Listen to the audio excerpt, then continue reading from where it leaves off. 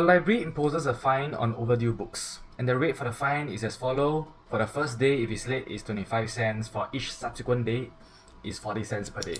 So for each subsequent day means what? For the first day, you have to pay 25 cents. Subsequent day, that means on the second day, if late again, pay 40 cents. If third day, how? Late again, pay another 40 cents. Okay? So Jeremy has a book that is overdue for 5 days. How much money does he need to pay? So for 5 days are 1, 2, 3, 4, 5. The first day pay how much? First day pay 25 cents. Second day pay how much? Second day pay 40 cents. Okay?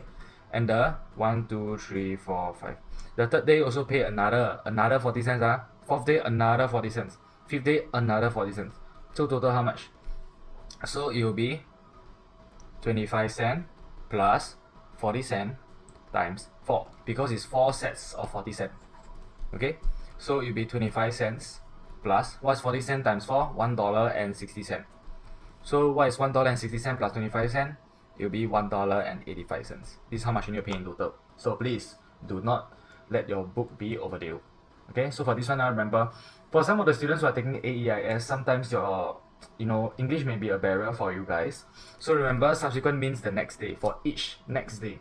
Okay, so and remember, it's each of them, which means that for every single next day after the first day, you have to pay additional 40 cents. So that's why it's 40 cents, 40 cents, 40 cents, 40 cents.